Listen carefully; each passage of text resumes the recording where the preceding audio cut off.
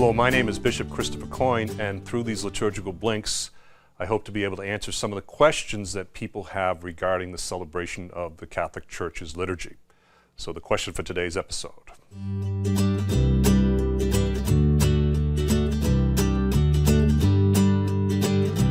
What's with all the stuff the bishop wears? That was one of the hardest things for me to get used to when I was ordained a bishop. It just didn't quite match my kind of way that I like to celebrate the liturgy, the additional celebrations requiring the crozier, the staff that I carry, and the mitre, and the other vestments that are part of my role. But the vestments that the bishop wear really are intended to simply identify him as the local bishop. It's like when you wear a collar out in the street, it's to say people go, well, there's a priest or there's a minister.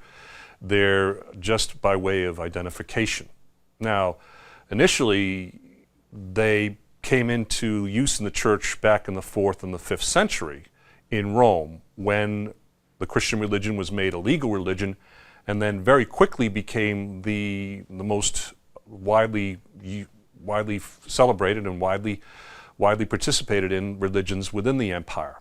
And at that time, the local bishop began to take on a lot more authority. For example, he was allowed to be the adjudicator of any differences or problems in a court amongst Christians. Christians would not, in a sense, be judged by pagans, but they would only be judged by other Christians, most especially the bishop. So in keeping with that, as now a functionary and judge of the Roman Empire, the bishop took on a lot of the apparel, a lot of the symbols of the judges of the Roman Empire. So a judge in the Roman Empire, for example, would wear particular vestments. He'd wear a conical type hat, which of course morphs into our mitre that the bishop wears today. He would carry a staff of office. He would have a particular ring which would identify him as a judge or an official within the court. When he was brought into the court for the judicial work, he would be preceded in procession by his assistants.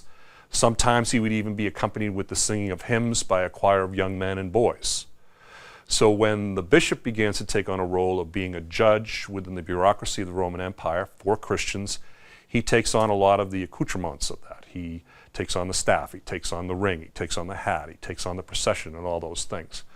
So what was once a very particular enculturation to the Roman Empire and to the environs of Rome, then as time goes on travels to other parts of Christendom, other parts of Europe, and loses a lot of that initial meaning and takes on different meanings. So as the medieval times go on, you'll see different descriptions of what the crozier means, or what the hat might mean, or what the ring might mean.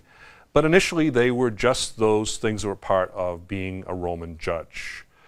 So is it important for the bishop to wear these things? Yes, I think it is. It's part of the celebration. Again, it identifies him as in his particular role within the Christian community. But sometimes a hat is just a hat, and sometimes a staff is just a staff, and there really isn't any more meaning to that other than historical kind of development that we have. So the next time I'm walking down the aisle and you see me blessing you and carrying the cross, just know that I'm there as your bishop and your brother, seeking to lead us all more deeply into the love of Christ. My name is Bishop Christopher Coyne. God bless.